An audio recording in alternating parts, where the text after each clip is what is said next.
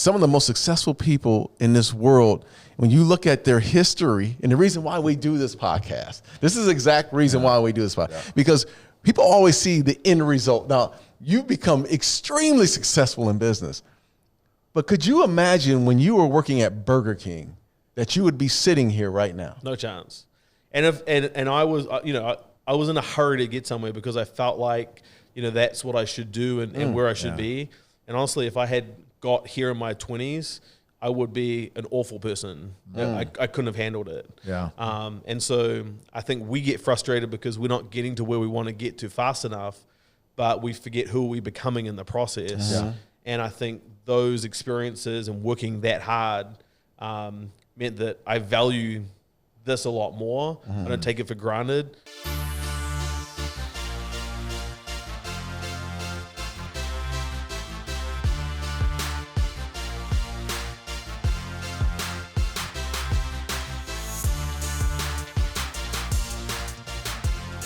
And welcome to the One Shot Podcast. You see, we're a little light today. Yes. And it feels good, actually. We shed some fat, didn't we? We shed some fat.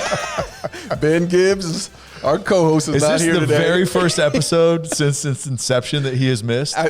No, he's missed another because we go back and forth. He's missed one other. But, yeah, this is something that's usually not only natural. Darren and I are allowed to miss, but we gave him a free pass. He's down on a work trip down in Houston, but we have filled his seat and filled his seat well.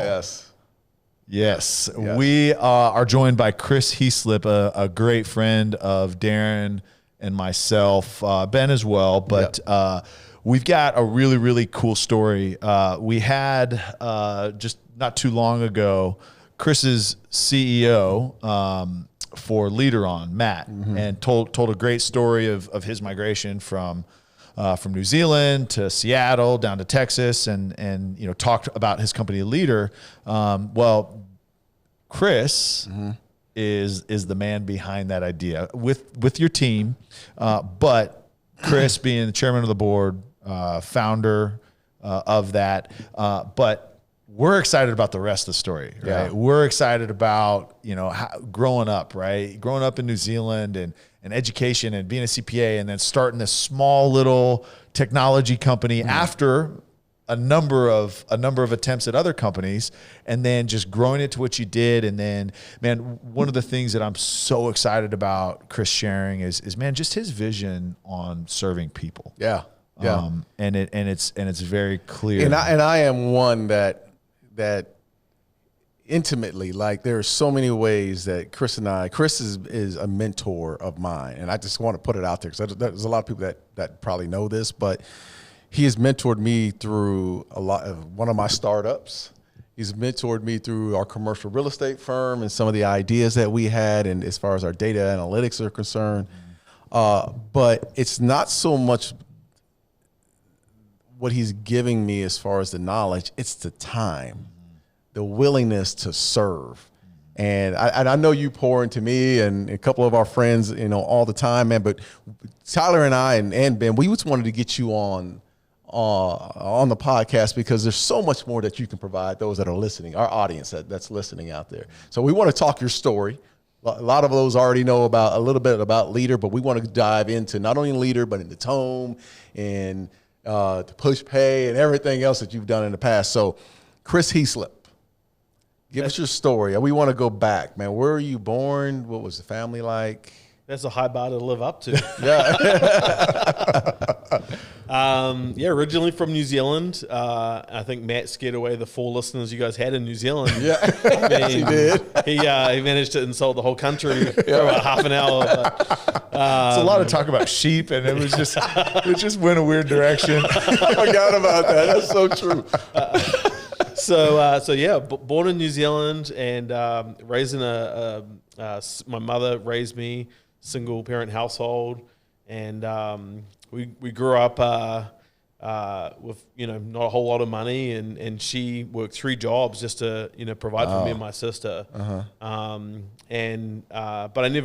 I always remember she did such a good job of kind of hiding that from us. and never told us that, you know, we were poor. She always tried to, you know, provide stuff that we needed. And you know, she had such a work ethic that I think that's where I saw that. I thought, wow, that's what everyone does, isn't it? They work 3 jobs. Yeah, what did she do? What were those 3 jobs? She was like a nurse that helped look after children that had just been born, and help mothers kind of learn how to do that.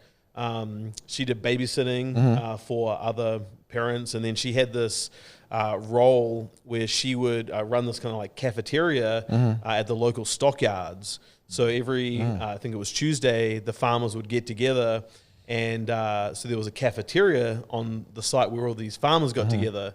And I remember she would have to go and clean this thing, and you know, the week later there would be like dried cow crap on the floor, and she would have to, you know, bake food and set it all out. And so she would clean this on Tuesday nights, and then she would come home and she would stay up late baking food for this kind of cafe. And so she would take me and my sister. We would go and sit there early when we were young, and we would watch her doing all this. And then we were older. She's like, "Here's a mop, you know, get to work, get to work." Yeah. So this is a conversation I have not had with you. So where was your dad through this time? So when I was about 2, you know, he had a drinking problem, and then you know, started to you know, see other women, and so my mother just like, enough, you're out, you know, don't come here anymore. That was that. Right. So that's where the strength comes from. I'm sure that you saw, right? Not only work ethic, but confidence and strength, and seeing what your worth is. Yeah, and I think I was kind of too young to remember, but there was just different parts of that you remember vividly. And I think one of the things, you know, like I hate being late for things, because I remember my dad was often late to pick me and my sister up, and that kind of impression that it leaves on you as a young kid, 5, 6, 7, 8 years old. And the one time a week you get to see your dad, he turns up late. It kind of leaves a mark. Yeah. And sometimes, you know, you go into life, and then you're supposed to be meeting someone, they run 5 or 10 minutes late, and you find yourself getting really upset. And you're like, why am I getting upset about this? I shouldn't be. And if you ask the why question and you start to unpack that, and you find out, well, actually, you know, I'm really upset about it because my dad was late to pick me up, and it showed me that he didn't really care. Yeah. And so you just internalize that, and then, you know, you kind of project that onto this person at this meeting that you're going to.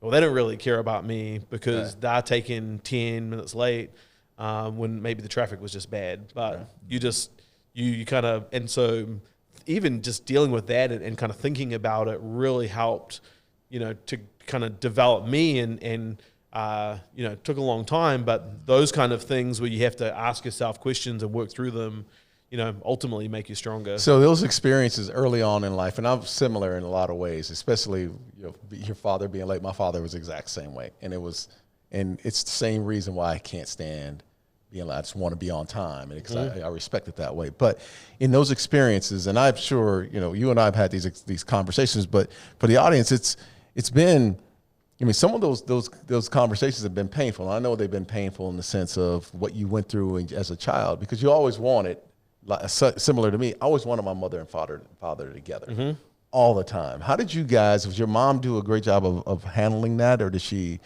integrate your father in this, or was she open with the relationship with you and your father? She would tell you that for a while she was really bitter about it, and after a few years she developed chronic arthritis in her knees, and she really started suffering with a lot of pain.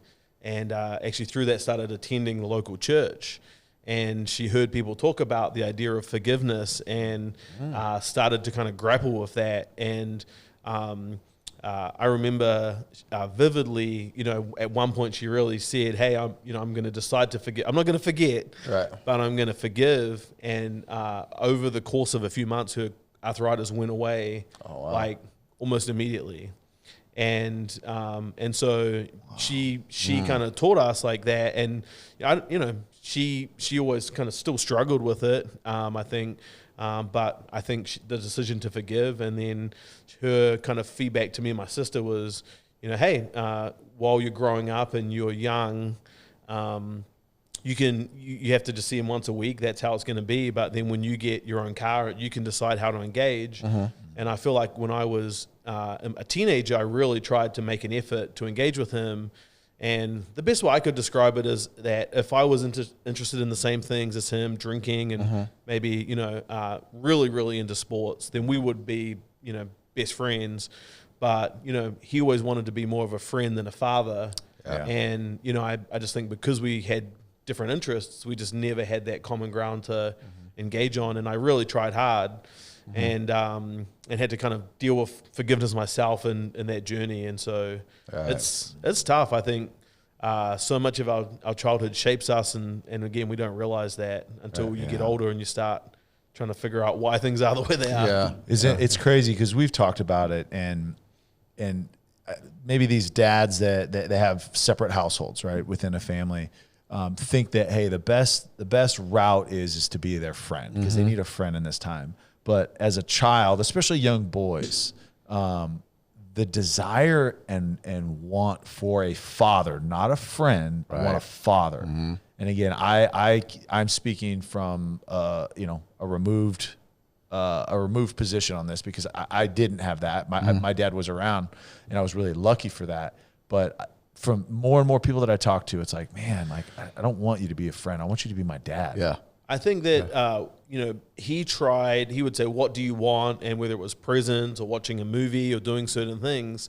And so he tried to fulfill the surface level desires that I would say that I wanted. But actually what I really wanted was just someone to go kick a ball around in the park. Yeah. And I think as parents, we think that our kids want the latest toy, the latest that. What they really want is just someone to spend time with us and to kind of validate us as that, hey, we're a human being and I have value. Yeah. And I think I struggle with that as parents because you always like, how do I, give my kids what they want? Yeah. But what do they need? And that can be really difficult, to deal with. And so he was more engaged in just, hey, in the time that we had together rather than kicking a ball, throwing a Frisbee, going camping. It was more, hey, let's, watch a movie or go to where you want to go for lunch. And I don't think that was helpful. So growing up in New Zealand, I mean, we always hear about New Zealand and always think about how beautiful it is and the scene, how scenic it is and beautiful. So growing up, what did you do? What was Chris Heaslip like as a child? Did you play sports? Were you good in school? I mean, what was life like for you growing up? Yeah, my mum and her family are super competitive. So as soon as I was able to, they got me into racket sports, played squash, badminton, tennis, and my mum's mum was like phenomenal. She was an incredible racket sport player, and so. I like that racket sport. Yeah, any kind of racket sport. I could see that it would carry over. And but. I remember playing in like the school or like even the club competitions, and if I lost a game, she would be like furious. She would be, you got to do better. Mom was that competitive? Oh yeah, she would play. If there's a game called 500, which is like a game of cards, and my mom and my grandma can't play together because they're that competitive. They're like at each other, like, you're cheating. I saw you do that. Like, stop, they're fully competitive. And so that's what I learned is like, losing is not acceptable. She said some variation of, if you're a good loser, then you're a loser. Like, like in a nice way. Not like you're a loser, but like, sometimes you need to hear the truth. No, it's like you play to win and you give it everything and you practice to win. And so we did that. And then she would always have expectations that I'd be the top of the class in every single subject I did. And she, from a young age, was like, hey, you're going to go to university, you're going to get a good job, and you need to earn money. Because I didn't, and so you're going to do it. And so she said, originally I was going to be, as a young kid, I wanted to be a policeman. She's like, no, son, you can't do that. They don't make enough money. And then she said, I said, well, what about like a fireman? She said, they don't make enough money. And eventually she said to me, hey, you should be an accountant because you're good at maths and accounting. I was like, what's that? She's like, well, it's like just counting people's cash. Like that's what they do. And I'm like, okay, like that sounds good. Right. Yeah. So, from the time I was 8 years old, I wanted to be an accountant. And when I went to high school, the rural high school I went to, they didn't have accounting classes. So I had to learn accounting by correspondence. I would go and sit in the library by myself, or my, classmates would go to horticulture and agriculture because it was a rural high school. Right. And I would sit there and literally, teach myself accounting from a book, because that's what I had to do to get to university and become an accountant. There's probably 0 8-year-olds in the United States that are focused on accounting work starting at 8 years old. And then not only like not just taking the classes, but also like doing it remotely on their own. Oh, yeah. Like, wow. Were you a numbers kid? You got it. Did you enjoy it at that age though? Or is it, hey, this is what I'm supposed to do, so I'm just going to do it?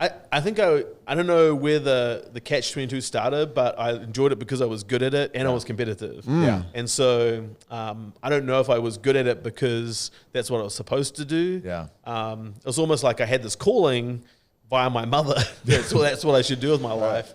And so not being good at it was not an option. Yeah. Like that never even entered my mind.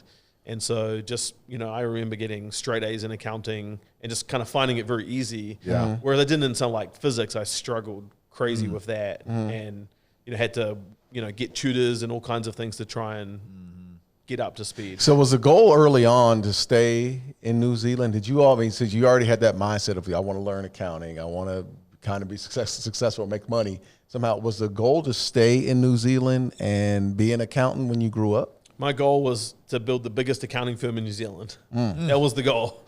And I read this book, Rich Dad, Poor Dad, and there were just so many lessons in that. One, was like, hey, you're never going to be rich working for someone else. And so I kind of internalized that. And then another one was when you start your career, you should focus on learning before earning. And if you focus on earning, then later in your career, you won't have the right skills to actually continue growing. Yeah. And so that when I started reading that book, as I kind of got to the end of high school, it radically changed my whole idea of what I was going to do, because I was like, I want to learn. And so I asked people, what is the highest paying type of accountant? And they told me tax accounting. So I said, I'm going to do that. I didn't know anything about it. Right. And so I was like, okay, so if I want to learn tax accounting, where do you go? And I thought about it. No one told me. I just thought about it for a while, and I was like, "Well, you go work at the IRS, the New Zealand IRS." So I went out of college and signed up to work at the New Zealand IRS.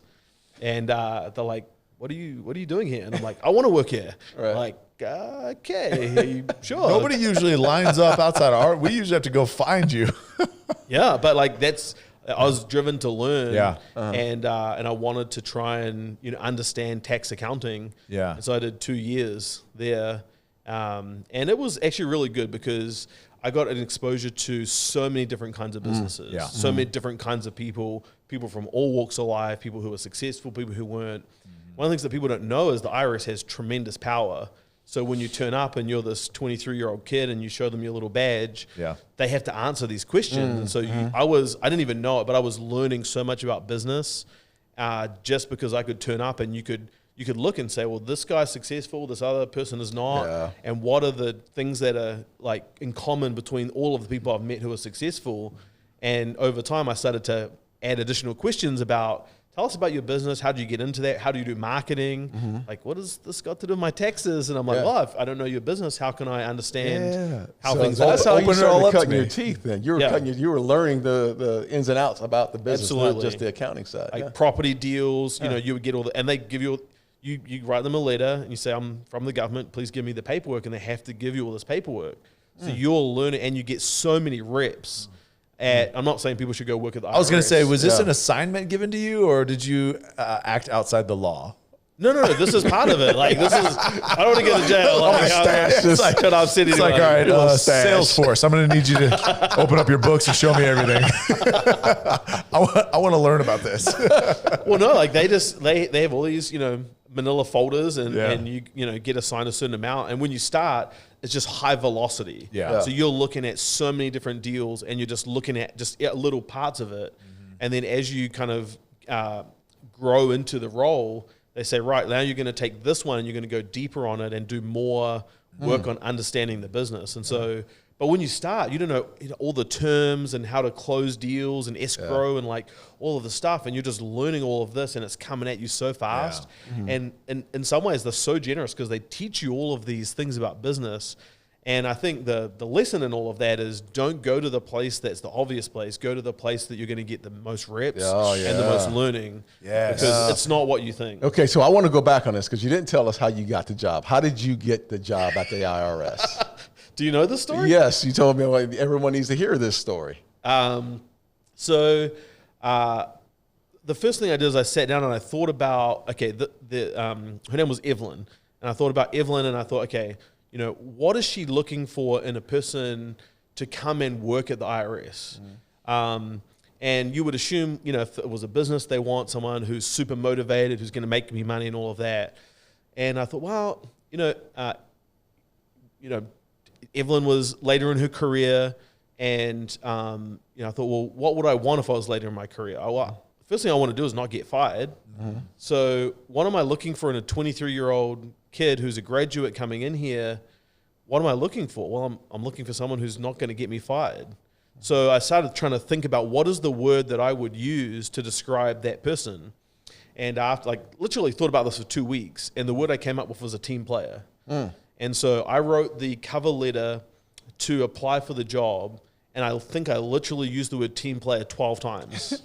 And I found examples of how I was a team player. I found an article from the newspaper talking about what they needed at the IRS and how the IRS was changing and how they needed people with business experience. And so I just wrote this through the thing. I went into the interview, and I think I said team player, team player, team player. And then they probably didn't say this, but they're probably like, man, this guy's a team player by the time I walked out of there. And I just remember being, I still have the cover letter that I sent to them and just really thinking that through. And it came from a book called How to Win Friends and Influence People. And it's this idea that everyone is thinking about themselves. And the biggest mistake people make when they apply for a job is they tell you how great they are. Right? They say, well, I did this, I have this degree, I went to this university, I have these qualifications, I'm amazing. But the problem is you read that as the hiring manager and you say, I don't need someone amazing, I need someone to do this particular role. Right. And so, what you've got to do is switch it around and think about how do you put yourself in that person's shoes and really think about, through empathy, what is it that they need. And sometimes people even tell you, and that's how I ended up getting my job at KPMG. We can talk about that in a second, but they'll say these are the kind of people we're looking for, and then you have to figure out how do you express that, I actually can do this role. In this book, How to Win Friends and Influence People, Dale Carnegie was looking for a receptionist, probably back in the 70s, to come and be a receptionist for him.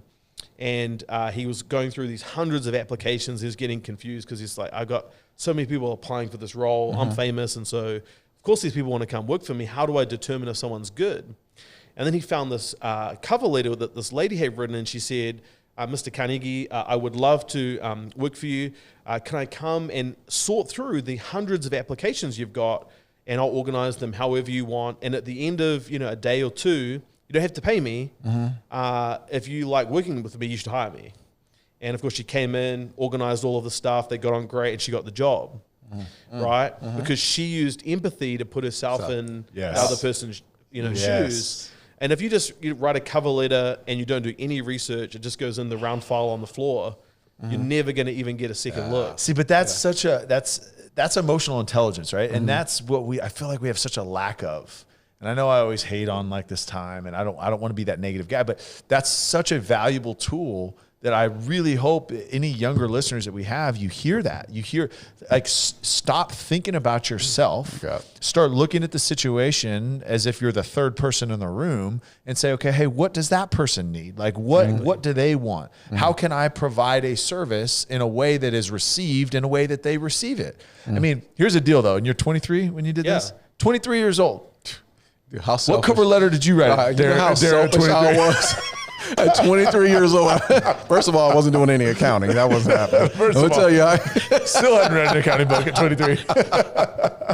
But I just think of like how like emotionally immature I was at 23. Yeah. And that speaks volumes to who you were. So, I mean, there's a lot to you, and I want to unpill this because, you know, your story is you learned a lot through the process. Absolutely. You didn't always love what you were doing, but you were learning a lot through that process. Let's get to college. So you get out of college, you go to what the was IRS. college like? I mean, what was college like? Yeah, I was just in a hurry to get through it as quickly as possible. Right. Okay. And so I was a B, maybe. I was a below B student. Okay. But mostly because I promised myself that I was going to work however many jobs I had to work to pay through college. I didn't want to get debt. So paid for your own school. Correct. Worked all the way through. I lived at home with my mother. Okay. And I worked 2 or 3 jobs just like she did, and so I spent more time working than I did at college. And it was fine. But what types of jobs?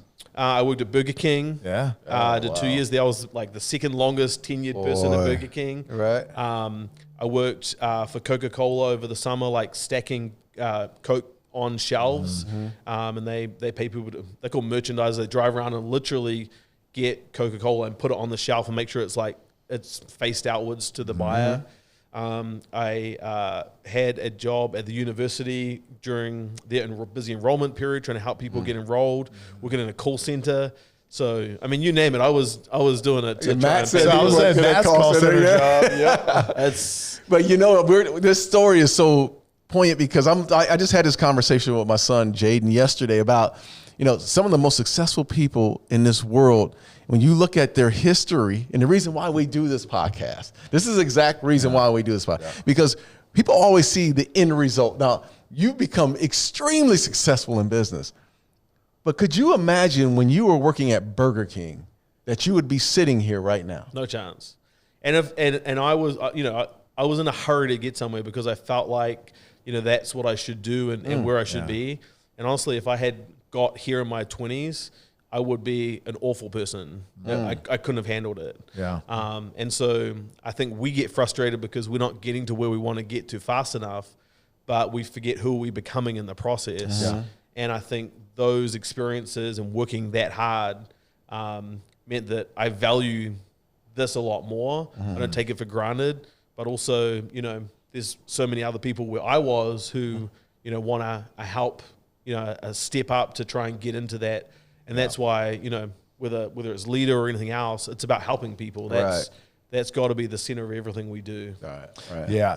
I want to take a quick break and thank our partners, Sleep Number, and highlight a couple of things they're doing. Guys, these Sleep Number beds are unreal. The technology that they've created, the feedback that it gives you on your sleep. I've got the app opened up right here. They tell you things like your heart rate variability, your breathing rate, all these type metrics and feedback to give you so that you can improve your quality of sleep. They're all over the place. You can go and check yourself out, a Sleep Number store, wherever you live. Go to sleepnumber.com as well. They've got great resources on there. We just talked about this not too long ago. They have a whole blog section, all these articles, things that you can improve your health. Sleep Number is definitely changing the game when it comes to bedding. So get yourself to Sleep Number, get yourself to sleepnumber.com and check them out. Now back to the episode.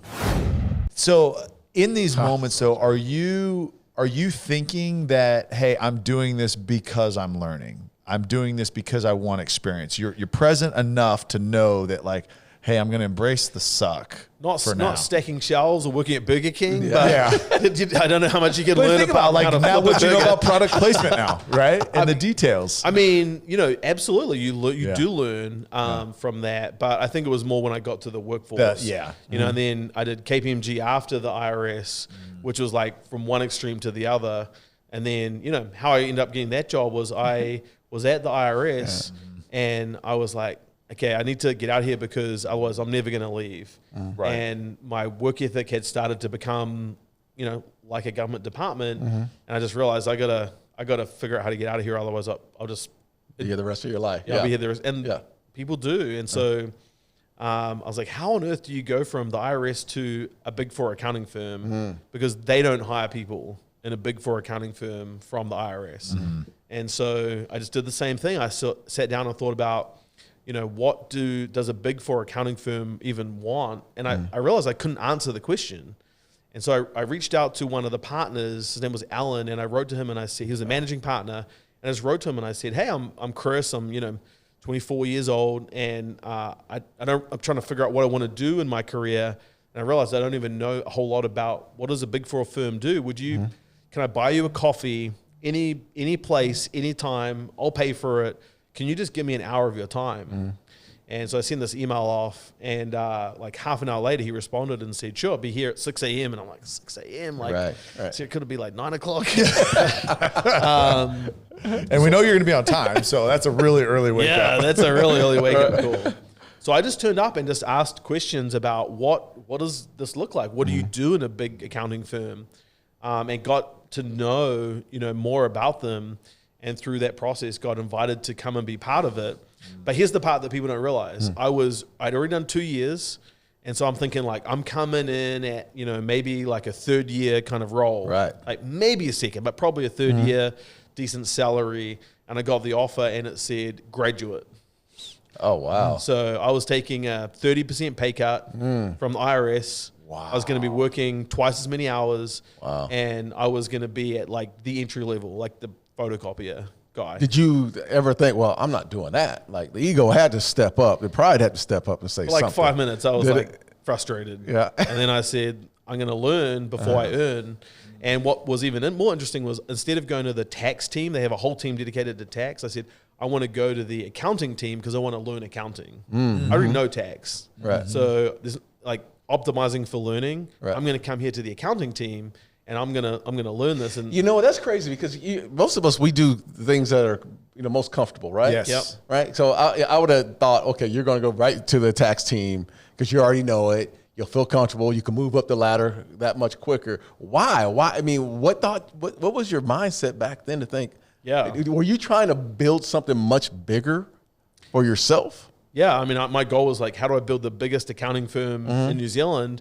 And so I'm like, I need to learn, how do they even run this operation? Right. I mean, this is the best of the best. And I want to come here and I don't want to just learn accounting. I want to learn how they operate and how does their mindset work, because to that point, I hadn't really been around people who had been really successful. And so the partner said, well, you can't come to the accounting team. You have no experience in this and you have B's and C's on your transcript. Yeah, but I started at 8, so I'll be good. So I said to him, hey, listen, I will work as hard as I have to work. If it's 80 hours a week, if it's weekends, I will come here and I will work that hard until I know how to do this. And I don't know why, but he agreed to take a chance and put me into that team. And it was rough. Like, the first 6 months was a culture shock. And then I didn't know as much about doing what I should be doing. And I learned, but still it was tough. You know what's so crazy is how two people, and I act like New Zealand's just like a really small place where everybody knows each other, right? But, Matt's description of his upbringing in New Zealand, it was like everybody kind of just kind of does their role, right? Like the aspirations are just not really there. And like, hey, we all just kind of serve the community. And I made a little joke about socialistic joke or whatever. But it's like, and then coming from your upbringing with your mom being hyper competitive and like, no, you're going to go to school and you're going to earn as much as you can and you're going to do as well as you can. And then just to have your mindset, it's just so different. But then again, like how different paths. And now how closely you guys work together, and I'm sure how great you complement each other, right? Him just not having any aspirations in life at all, and then you being super hyper motivated. That was a shot at Matt. Yeah. What's the term? Matt said something. There was a term that's used. The tall poppy syndrome. Yes. And it's real, and I think it was just more for me because we didn't have a whole lot, and my mother was so competitive. It's kind of like the combination of those things. Yeah. Resulted in me. Right. Yeah. But I think if you came from a good home and you were doing just fine, what he's described is 100% correct. Yeah. Whereas I think my mum was more motivated by like, hey, you need to get yourself set up. And then she was always like, you can do whatever you like once you've got the money, but get the money first. Yeah. And so, I think it's just part of who my mum was and part of the upbringing. Yeah, that's something that speaks a lot to your mom, man.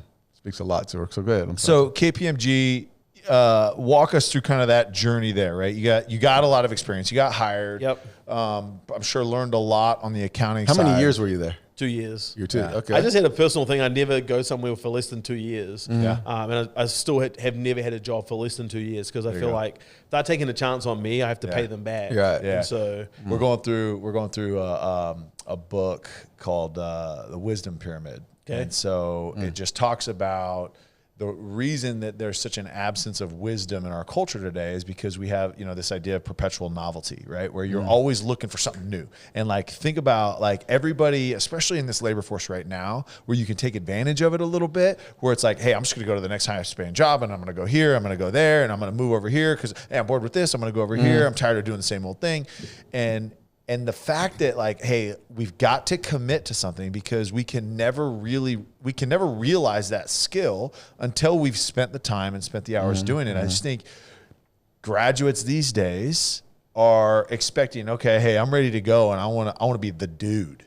Right. Like, I'm not willing to go work at the IRS. I'm not willing to go stack shelves. I'm not willing to go do these things. Like, I just need to make money because there's insta success now. Right. But I think the problem is the employee-employer relationship breaks down because, as the employee, what I want is I want you to invest in me. Yeah.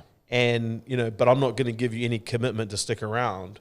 And so what has to happen is there has to be a two-way commitment, which is if you're not going to stick around, me as the employer, I'm not going to invest into you. Yeah. Right? Because why would I? Yeah. You're going to be gone. Yeah. So what happens as the employee is the employer is not going to give you opportunities if there's a likelihood you're going to be gone in 5 minutes. Right. And so what I would do if I was an employee is I would go to my boss and say, listen, I want to be here for 2 years minimum, and I want you to invest in me. And in return for that, I'm going to stick with you and help make you successful. Yeah. And then what's going to happen is you're going to go straight to the list of people that they give opportunities to. Right. And, then stay longer. And it's like, give me the feedback, coach me harder because I want to grow. Yeah. It's a chicken and egg situation. It is. And a lot of employers, my wife's going through this right now. I mean, Yep. the attrition rate is just outside of itself. But it's the same thing. Like I go around the country and I always say, I want someone that's coming in as an employer. I want someone that wants my job. Exactly.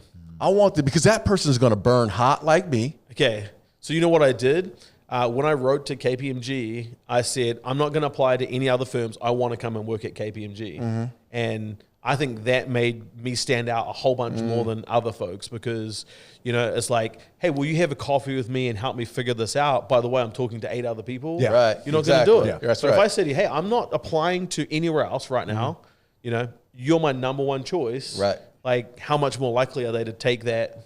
Absolutely, because you put them on this pedestal of that's where you want to be. Exactly. Like you're engaged them. You absolutely. So let's go. You went through KPMG. Yep. And then what happened after your time there? Well, I remember I sat down with a partner and I told him I'm leaving to run my own business, and he was like, Sonny, you don't understand how this works. Like, people have fought. You're like 1 in 1,000 people who have got through to get here, and now you're going to give this up. He's like, you don't understand. You're going to regret this.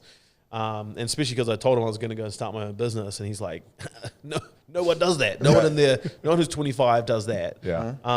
And I just like, hey, I really felt strongly I had to take the leap. I had to jump because like with the IRS, if I didn't leave, I would stay there and I'd get too comfortable. Did you have an idea of what you wanted to do?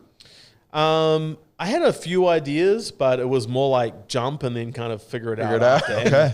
It's not wise, but sometimes you're going to get into a situation where you're like, if I don't do this, I won't because I'm going to be on the career. The money's too good. There's a saying, the 2 most addictive things in the world are heroin and a monthly paycheck. I was just like, I gotta get out of here because if I don't, I'm just gonna enjoy that, and you enjoy a new car, and then you start, and it's just eventually you just get stuck. And I think a lot of people get stuck, and especially some guys, and the frustration builds and builds and builds. Yeah. And it's like, I have a family, I've got kids now. How do I do something? I want to do something, but I don't know what to do now because I'm in this position. I've got responsibilities, and you can't do it. Yeah. Preach. I hear you. Preach. I hear you. Preach out. I wasn't looking this way. All right, I want to take a quick minute to talk about our partner, Choctaw Casino and Resort. We are really, really humbled and grateful to be a partner for them. If you've listened to the show for any amount of time, you've heard how great the resort is there, how great the casino is, the new expansion. They've doubled in size, 3,000 new slots. They've got unbelievable sports bar. They've got unbelievable restaurants, unbelievable movie theaters, arcades for kids. It is endless, the things that they've not only improved but added. But it's just the experience that they provide is second to none. Choctaw Nation has done an incredible job with the community, with philanthropy, with support. They have just done incredible things. So we are extremely humbled and grateful to partner with Choctaw Casino and Resort. Make sure, I know you know it, but it's just a short drive up 75. Go check them out. And now back to the episode. Okay, so you left, and what did you start? I tried so many different things. I had a record company. I had a packaging company. I tried something in the credit card. You're rapping. I didn't know you were a rapper, man, back then. Yeah, you dropped, you dropped some beats, some Eminem beats. Each of those is a crazy story. But I tried starting all kinds of different companies. And one of the things I realized at KPMG was the challenge with accounting is it's if you want to sign up a lot more customers, you have to have a lot more staff, and then you have a lot more problems, and then you have more people who owe you money, and so the business didn't scale. And so I had this career ambition to be running this big accounting firm, and I realized it was not gonna make it, and so I had to transition away from that. And that was a really tough season because I was stuck, and I knew that I was supposed to do something, but I didn't know what it was. And I was doing some accounting to pay the bills, and I was trying all these other things, and I was just, burning money, and I was just frustrated. I was reading TechCrunch every day to try and understand the software industry, and it was just, so it was a few years of really, just feeling stuck and not knowing where this was going to end up. Were you funding all these to start? Yeah. Were you getting people to help you? All yourself? All my own money. The first 14 deals I did were all my own money. 14 things I tried. 14 startups that you tried to create. Absolutely. And, some were bigger than others. Some, were tens of thousands of dollars. Other ones I got 3 months down the line and realized there was some legal reason it wouldn't work and had to shut it down. But tried 14 different things. You weren't afraid to take the first step. No, I mean, there was this saying I remember, which is if you want to double your success rate, double your failure rate. And it kind of was like, okay, I've got nothing to lose. I'm starting at ground zero. Yeah. And my mum wasn't very happy that I left KPMG. She's like, I thought you were going to get here. I just said, Mum, hey, the good thing about accounting is I can always go back to it. Yeah. It'll always be waiting. So I have to try this at this season. Otherwise I couldn't. And so I tried so many different things. And I remember one day I was so frustrated that, I thought I should be way further ahead than I was. And I sat down, I was reading my Bible, and I came across this verse in Proverbs chapter 23, and it says, do not wear yourself out to get rich, for if you chase after money, it will grow wings and fly away like a butterfly towards heaven. And I was like, first of all, do not wear yourself out to get rich. It hit me right where I was, because I was grinding. Right, yeah. And literally 16 hours a day, the whole thing. And I was like, what does that mean? What does it mean? Because it felt like exactly where I was. I was chasing something, and every time I got close, it would just jump away a little bit. Right. And it would jump away a little bit. And what I felt like it meant was I was trying to do all these businesses because I wanted to be successful. I wanted to get something. And what I felt like it meant for me at that time was actually, Chris, stop chasing after something to get and start focusing on giving. And if you focus on serving people, you're going to become a successful as a byproduct of that. And it's so countercultural. And, I thought back to those letters that I've written. I was like, I'm so stupid. Of course, this is what I've been missing. I had to figure it out back then. Exactly. And so how do I provide value to people? And if I give value, then I'm going to become successful as a byproduct. But my heart has to be about helping other people and not just chasing to get something. So tell us how easy that journey was in creating something when you're just serving people. It's a smooth, easy process all the way through, right? Well, what's funny is, so Elliot, my co-founder at Pushpay, he came and he shared this idea about, giving to churches. And I was like, how ironic is this, that this whole thing that I was trying to figure out was about getting versus giving. Right. And then literally we started a giving company. And the idea was if you can, back in 2010, if you can give on your phone in 10 seconds, the average gift, by the way, is $180. Okay? So people are trying to be generous. They're not giving $5 or $10. Yeah, right. It's significant. And so it doesn't take too many of those missed gifts before there's a lot of money that's left behind. Yeah. So we eventually launched this thing in New Zealand, then the US. The first customer we launched it with saw like $500,000 a year of increased giving. Oh, wow. And so like this idea of like helping serve other people, by solving a problem, it was a win-win-win. Yeah. Because they won because they got a whole bunch of additional giving. We won because we were able to charge a software fee. And the people using the software won because they were able to give and be generous. Right. And then the community won because that church was able to help people in that community. Yeah. And so like to me now, I'm like, everything I do, I want to be part of something that's a win-win-win-win. I don't want to win at someone else's expense. Yeah. And I don't want to try and get something if someone else isn't also participating. Yeah. And I think that mindset shift was right at the time when everything changed for Man, me. and Elliot comes through the door and has this. I mean, is it his idea, or you guys formulate this idea? It was his together? idea. I helped put the payment part together, but he turned up with the idea. Right. And I was like, I can see how this can work. There's a payment gateway, and it works like this. And Right. because I had done this other credit card business, and so I knew a bunch of stuff about that. And all of those failures actually had some small part to play in helping actually pull this together. Isn't it crazy, right? Just how God works through the whole process, where it's like you cannot see it until you look back. We're blind to it. And you're like, oh, that's why I chased that. That's why I failed at that. That's why I did that. Yeah. So walk us through that Pushpay, that growth in New Zealand, then like the decision to relocate, because we heard from Matt's perspective, hey, we're going, let's go, or you're out. Yeah. And then, but want to hear like that decision to go from New Zealand to Seattle, and then kind of where Pushpay went from there, and then ultimately brought you here to Texas. Yeah. Well, I think, my mother's competitive juices, we talk about failing 14 times, like you get beat down and you're like, just your mindset is, like it's never going to happen for me. And so I think it's easy to gloss over that part of it, but, especially with a competitive family, having so many things that just were not working was like, right. So it messes with your head. And so when Pushpay started, you just go and you're like, okay, maybe it's not going to work and maybe it's going to fail. And there were a lot of doubts that I had going into it. And, there were so many different parts that also failed. But I guess at that point I had learned like failure wasn't permanent. And there was this great Winston Churchill quote, and he said, success is going from failure to failure without losing or getting discouraged. And I was like, that's where I was. So when we started, there were just problem. Yeah. And it took really about 5 years to really figure out the business, get it humming in a great place. And we had this guy in the States, and he said, hey, bring Pushpay over here. We'll help you get set up.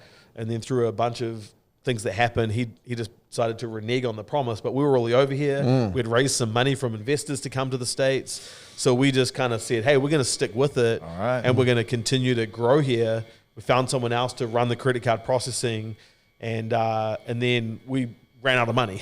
Right. So, the number one. What year was this when you ran out of money? December 2013. And so your 2013, client base, you had a decent client base in the States already, correct? Or were you trying to enter into that market? We had we launched in the US in about April of 13, and by December we had about 150 customers here. Okay. And so it was going decently well, but it just wasn't growing fast enough. Yeah. And the thing that every investor looks at for a high growth company is high growth. Right. And so we could show that we were getting closer, but we didn't really have the track record yet. These two guys from New Zealand and a lot of investors turned us down. And at the 11th hour, we met a guy called Peter, and he agreed to invest in Pushpay $2 million. And he said, hey, you have to go public as a condition of us investing. I said, Peter, are you sure? Like, we have 12 staff. We have, a few $100,000 a year of revenue. I don't know. And he said, yep, we're going to do it. I said, okay. And did you know at that point what that process looked like? No. Okay. No, I mean, you're just like, how could it be? Sure. Sure. Let's go. Yeah. I was an accountant. I mean, I did some debits and credits. I mean, hey, IRS is way harder than the SEC. Don't promise you. So 8 months later, still only a few 12 hundred employees. Yep, we went public in New Zealand in August of 14. And, you think people are popping the corks and everything. And so they did that. They ring the bell in New Zealand. I was over here in the States. They were in New Zealand. I'm on Zoom watching the thing. And then we waited for like the first people to buy the stock. I waited, and it was like 2 hours before someone finally bought one share of the company to like ding the light. Just sit there waiting. Yeah, it's your mom. What'd you guys open at? So it was it traded up like 10% the first day or something like that. Okay. Nice. And we're like, it was like a 50 million valuation for a company with not a whole lot of revenue. And then, we just had to continue growing really fast. And so as part of that, we made these promises to investors that we were going to grow really fast. So by December of 14, so in like 4 months, we doubled the customer base. And I remember calling Peter and the board and being like, hey, we did it, yes. And he called me back on the 2nd of January. And he's like, great, now you need to do it again this quarter.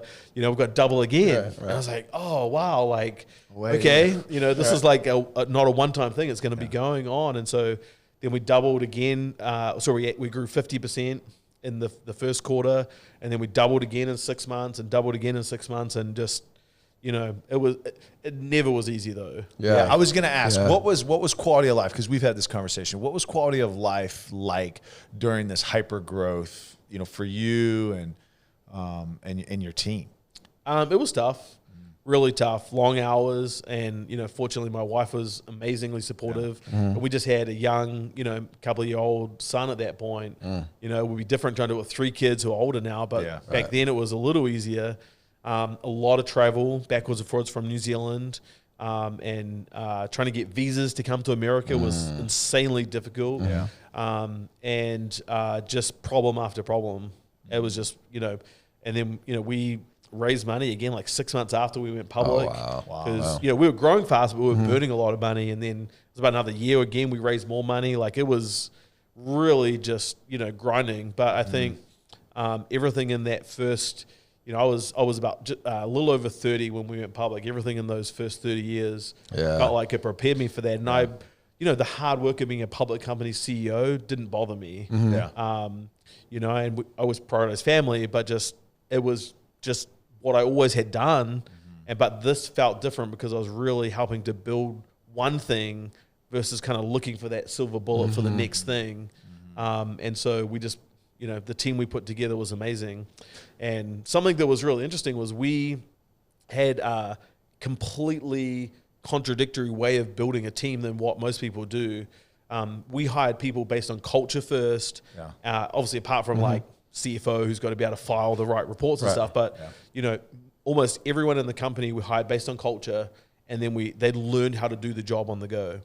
Meaning the head of processing, the guy dealing with all of the money going backwards and forwards, had never done processing before he came to Pushpay. The Matt who ran sales had never done sales before he came to Pushpay. And on down the list, the people who came to the company were just the right culture fits. They were willing to work hard, and we just invested in them and believed in them, and they repaid that back 10x. Yeah, you are, and I know we're going to run up against time here real soon, but you are a processes guy, right? So at what part in your entrepreneurship, I don't know if it was in Pushpay, that you start to understand the processes and putting these processes in place?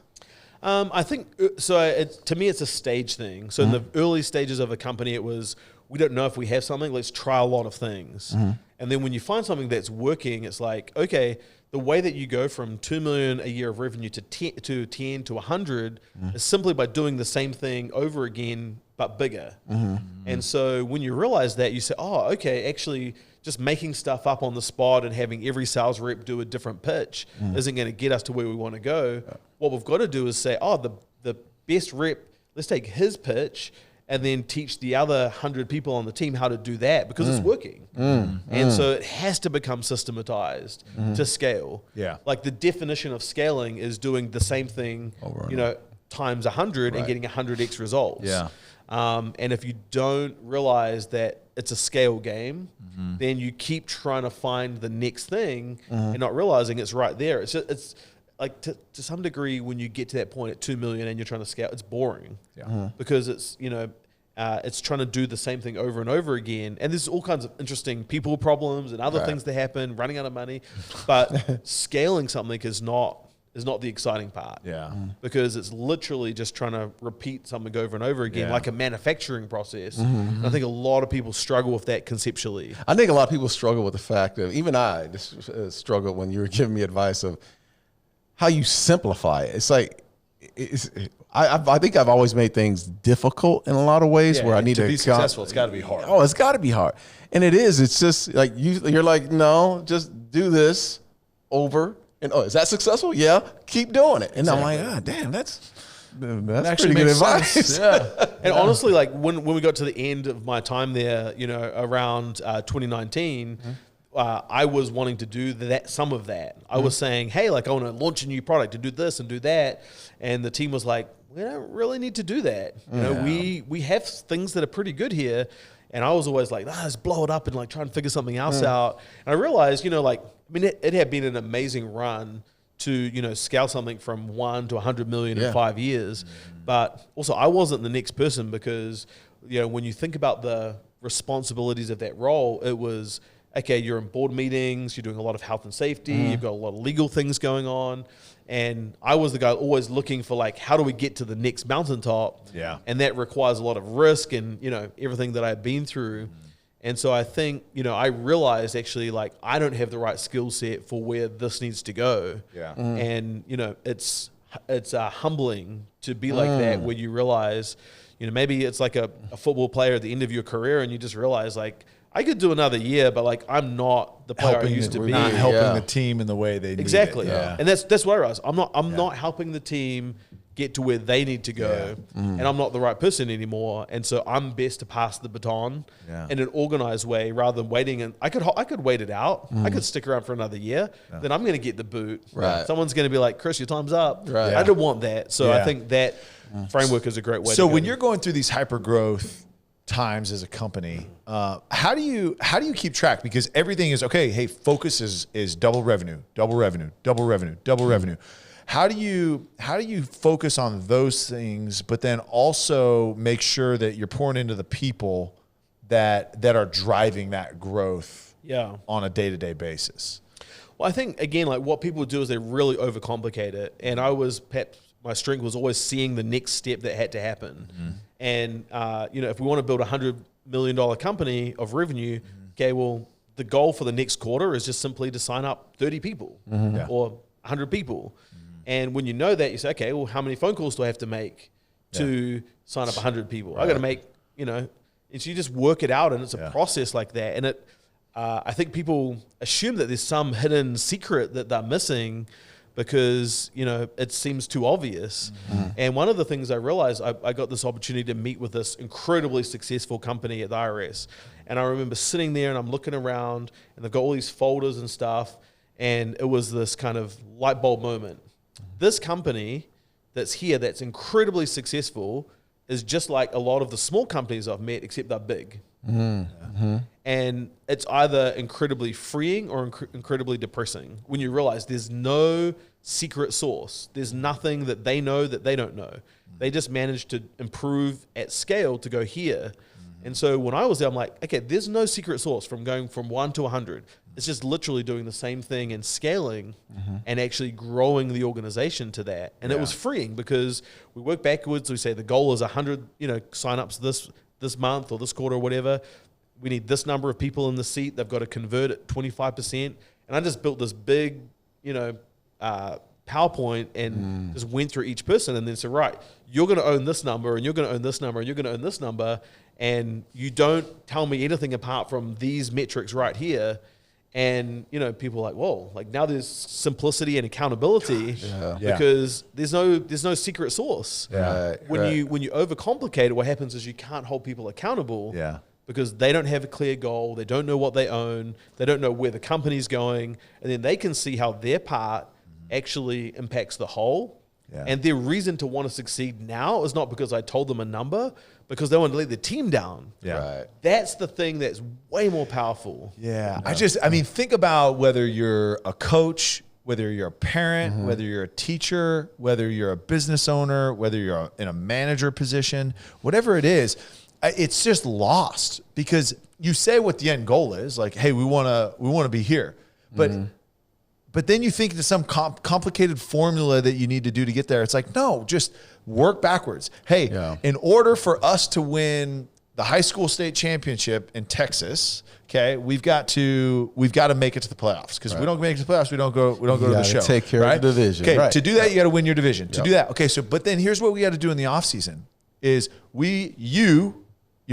little Timmy, you have to improve your 40 from 5'6" to 5'4". That's what I need from you. And I need you to improve your power clean from 135 to 165. Like tangible. And it's not super complicated, right? And when you talk about sales, it's like, hey, I need you to own 30 new accounts this quarter. You need to land 30 new accounts. And it's like, okay, I know what I got to do. And you got to bring people on the journey because they've got to be part of the team that sets the goal. And then because they have to then own it because they created it. And then what happens is when you do that in front of other people, now you're not letting me down. I didn't tell you this goal when you're like, hey, Chris, you told me this goal was unachievable. I'm like, no, you told me the goal. And you gave the commitment in front of all of the other peers. And if you don't hit it, you're going to let them down. And no one wants to be the part of the team that misses the goal. I'm just thinking, like, I wish there was like a company, right? Even like a technology, like SaaS type company that had like a platform that could train like the leaders to lead people to help them make these decisions. Like, I wish there was something out there. Like, Darren, you want to? I've never heard of anything out there, man. I have no idea. You want to start this with me? We should. Let's do this. Let's do this. Wait. So let's jump. Let's jump to well, talk about the exit. So you walked away, right? And that's, I mean, this is the longest you've been with a single company up to this point. And you invested a ton. You put a ton on the line. You moved your family away. It, right? It's tough. And I think you tell yourself, look, I am not my job. I'm not CEO Chris. And then the next day you wake up and you're like, I think I was, a lot more than I realized. And, it's tough. Transitions are tough. And your identity was wrapped up in the role that you did.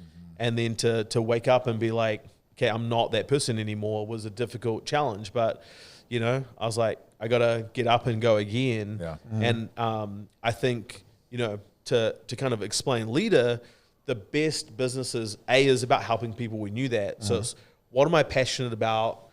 Obviously leadership development, what can we be the best in the world at? And then how do we monetize it in a way that makes sense? And in the intersection of those three things is like where magic happens. That's, to me, it's your calling, to use a higher word, is, your calling has to be to help other people on a mission, but also your calling without something you're really good at, like, that's not your calling. Maybe someone else's calling. But you have to be really good at it. And you have to be really objective and say, I can do this because, I have something, I have an experience that I know how to do this before. And then, of course, you have to be able to pay the bills. Otherwise, you can't scale.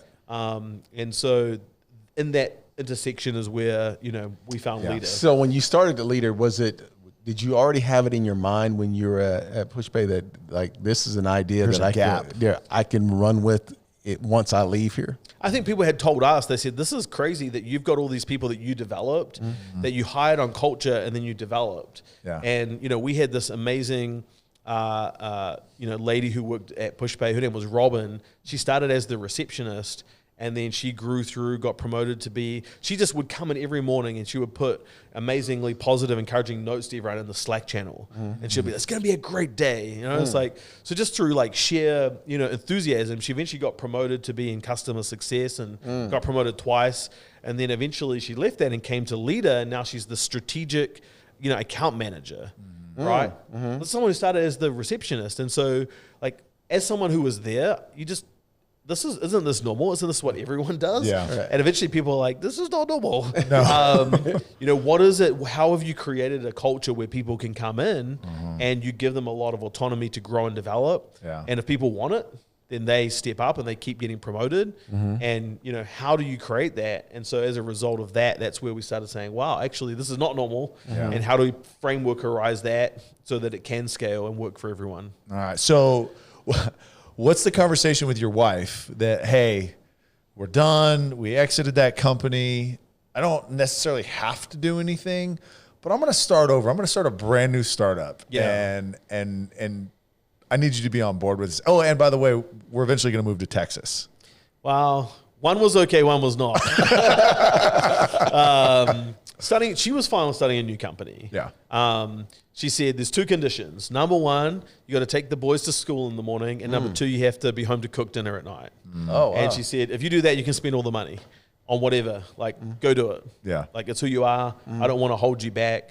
And I thought that was kind of smart because she's basically telling me I've got to leave home at this time. And you've got to be home at this time. Oh, you can do it, but there's callers. Bookends on you. Yeah, that's smart. I'm not going to let the leash out all the way. So it was, but just someone who's like, hey, I believe in you. And, of course, second time around, if you win a Super Bowl and then to try and win another one, it's like, it's harder the second time around because there's way more expectations. Yeah, but it's not like you just started Leadr. There's an entrepreneurial spirit in you and it's based around your faith.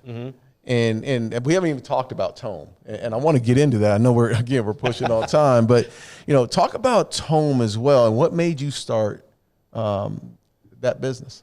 Well, I to kind of sum it all up, life is short, and I think that when you start I started reading these books about what do people regret when they get to the end of their life and they look back and they wish that they had done differently.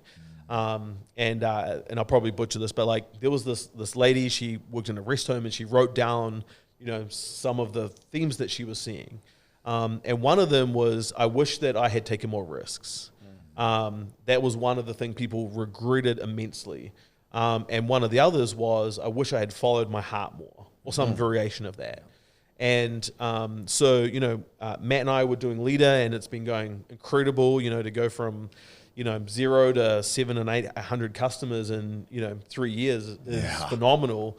But again, it really is this idea of if you put people's first and you serve people, I never set out to make a ton of money from it. It's more hey, I just want to teach you this and provide software that helps to systematize the things that you already do that are important. Yeah.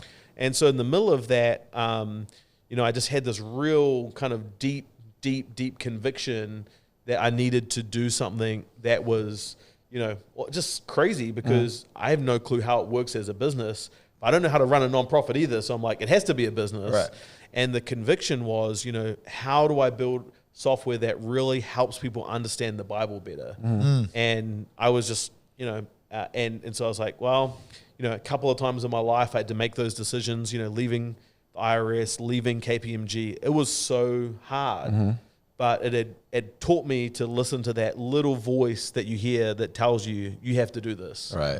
And I had done it a couple of times. It doesn't happen all the time. See, but here's, I want just a second on that voice, right? Which voice are you listening to, right? And I think that takes wisdom and that takes time to understand which voice you're listening to. Because a lot of times there's 2, right? Absolutely. But this voice is the thing that tells you to do the thing that's not logical. Okay. Leaving the IRS, leaving KPMG, they were things that were this is not logical. Yeah. This is not smart. Yeah. But you're going to do it anyway. This is not screw tape that's trying to trick you into something. Yeah. It's that thing where you're and moving to Texas was like that for us. Yeah. We really agonized over it and felt like it was something that, our kids were starting school and they were growing, and it was there wasn't a set of logical checklists that we could go through to say this is why, and there were logical reasons, but it wasn't a logical reason. Sunlight and quality of life, it only rains 30 days a year. I mean, it's the very logical things that we're pointing you to Texas from Seattle. There's just sometimes where you hear the voice, that thing that's inside of you saying you need to do this thing, and if you try and explain it, maybe you can, but you just need to do it anyway, and you just have to launch out and kind of figure it out along the way. And so, for Tome, that's what it's been like, how do we launch out and figure this out along the way and make adjustments? And it was really like, let's just start with serving people and provide a product, and then let's figure everything else, step by step. Yeah, and it's been awesome. Yeah. It has been awesome. And if you haven't listened, man, go get the Tome app, and that's Tome on any. Chris, and then maybe you can answer this. I wonder if we could put out the link to your and mine and Scott's interview through the website or through our Instagram, through social media. Just a taste of some of the things that they're doing. Man, it was such a great conversation that y'all facilitated, and it was like, man, it was incredible. But like you said, it's how do we understand the Bible, true to the context, but also making sense to us that we can digest it, because it seems so abstract sometimes. I think it's so much of what we've talked about today is, there's these things that are out there that, we're struggling with, we're trying to figure out. And it's just, how do I understand that through someone else's story? Whether that's, Dale Carnegie with the receptionist or whatever. When you hear someone else's story and you're like, okay, now I get what this is saying right here. Yes. And that's what, to me, I'm reading the Bible and I'm trying to figure it out. And, I'm like, sometimes through someone else's story, it helps open your eyes to, that's what this is about. Maybe someone is thinking, hey, I've been trying to get in my workplace, and through Chris's story, maybe I'm going to go to my boss and say, hey, how can I serve you and help you be successful? And so we sometimes just need other people to help us figure that out. And not only that, but these are vulnerable stories. Like, these are stories that you're just not, this is not cookie cutter stories that you're just going to hear. There's so much that you can learn through these processes, and then people are coming in with passion and telling their stories. I remember going on and doing mine, man, and I don't know how many times we had to stop, because it tapped into the emotions of my life, and I started to think about, man, God was there. Even through that interview, I was saying, man, God was there way back then, man. So that was a really great experience, man. And it's one of those things too, I think, as a society, because information is so unreliable now, right? So what do? We turn into, and this is what we're talking about in this book, is we turn into our own truth. Like, whatever's true in our mind is what the truth must be, because I can't trust anybody else, because everything else is pushing an agenda, is opinions, and so what the challenge is now we lose out on wisdom that's out there. And how many times, and for me, and I'm just going to speak for myself, and maybe and Chris chime in, but it's like, it seems like every time I actually will dig in to the Bible, or I'll dig into a book, it's like, oh my goodness, like there's something that I can that helps me in the moment that I'm in right now. Yes. And there's people that have experienced it. There's wisdom out there that you can soak up. But we just grasp onto just our ideas and our beliefs, and that becomes the only truth that's real, when that's not the case. There's so much out there. Absolutely. And I think we can struggle to try and figure it out. And that was the big idea for this was, I struggled trying to figure it out. And some of that's good, but sometimes we just need someone to come along and say, you know what, I've done all the work already. Here's what I figured out when I went through that. And so we call the speakers, we call them guides, because they've been through something, they're further along, and they've come back to say, hey, when I was in that situation, here's what I did. And, just helping people through that video screen, get some time just to think about, what does this mean to me? Where am I going? And how do I make better decisions? So you mentioned your wife was okay with one of the two terms. What did you do to convince her to move to Texas? I did not. I mean, honestly, I wanted to move to Dallas. I told her all the reasons why, and she said, "Thanks very much. We're not moving. You're not interested." Hard pass. Yeah, It was a struggle for her, even when we had agreed together to do it. But no, we kind of went on the journey, and I let it go for 3 or 4 months. And one day she said, "Hey, I really think that we should pray about this." And so we spent some time praying about it, and she did it. And one of the things I think in marriage is we can, especially if you're a guy and you're in sales, like you can convince them of anything. You can go to your wife and say, "Honey, like I'm going to give you all the reasons why."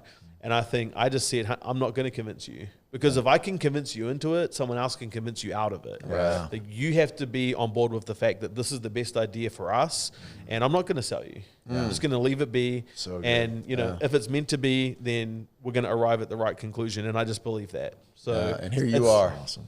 Yeah. Here you are, man. And I know your journey, man. You've gone from New Zealand. You went to California first, right? We're in California for California, and then you went to Seattle. Yep. And now you're here in North Dallas. Texas. Yeah, in Dallas. So And it's crazy. And how many, you've been here 2 years in Dallas? 2 years. The impact already, Already. right? Just in this Yep. community that you've made, right? Somebody, we don't take a liking to those people from the Northwest here in Texas, right? And just the impact that you've made in such a positive way, right? Spreading the good news of serving people, Yeah. and the approach that you've had, because you live it every day. Like, you take that coffee with that kid that has no idea what he's trying to figure it out, and you go spend the time. Yeah. And man, it's I thank you personally, just from my own experience, for what you've poured into me, and I'm sure Darren feels the same. And and we're excited to support you any way that we can. Whatever value we can bring, man. We're your biggest fans. So I just wanted to. And man, and I want to end this on this. If you're listening, it's always about consistency. Like, the heart is about serving, but it's also about being a consistent server. Every Wednesday morning at 8 a.m.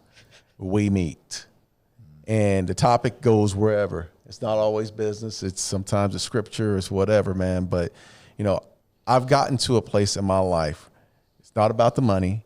It's not about chasing whatever it is. It's about being around people you care about. Yep. And that's what life's about, man. Yeah. And if business comes out of it, it comes out of it. Yep. But it's just, so those that are listening, man, just find who that person is. And here's one thing too I've learned from, and you're the same way.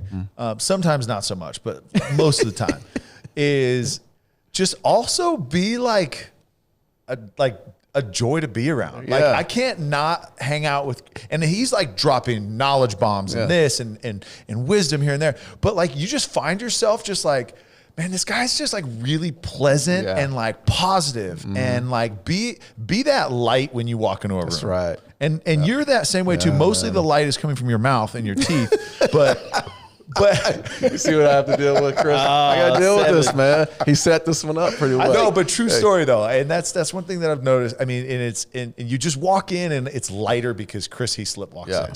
Look, just maybe this is a great place to end, but I really believe one of the biggest things we can do is believe in people. And there were people who believed in me, in some crazy hard times. And when someone says, "Hey, Tyler, I really believe in you, that your impact is going to be 1,000,000 times what it is today. And Darren, as much as you've achieved, like you're going to achieve 1,000,000 times more than what you've done today." Like, that's one of the most empowering things that we can do. And whether that's in the workplace, whether that's your husband or wife, whether that's people around you, like in the world that we're in that just beats people down, you're not where you need to be, you don't drive the right car, you look on social media, you get depressed because you don't have the right stuff. When you start saying to people, like, I believe that you have an incredible future, like, there's something so powerful in that. And I just think it's something that we don't do nearly enough, is even just the people around us that in our everyday life, our kids, just speaking belief into them that, they are valuable and they're going to, do something amazing. Even if it's not starting a business, even if it's just, if it's being a policeman or doing something incredible, like, the belief that we show them and the trust that we place in them, it radically changes people. Right. And so I think it's a really powerful. People want to be loved, man. Exactly. They want to be loved, man. And we appreciate you today. And I know we took some time out of your schedule, but really appreciate it. Where can we find you? We're getting close. Where can we find Tome? Where can we find Leadr? Yeah, so Tome is at tomeapp.com. We have a launch event coming up on the 12th of April with a whole bunch of new stuff that we're coming out with. Leadr is leadr.com, and it's just about helping develop your people. And then if you want to reach out to me, I'm at chrisheaslip.com, HEASLIP, and love to hear from folks. And any way that we can help. Yeah, Right. and we'll help connect to social media. Yeah. We'll get your information out there, man. But thank you for your time. This was amazing. It always is. Love it. Thanks, Appreciate Chris. you, You guys brother. are awesome.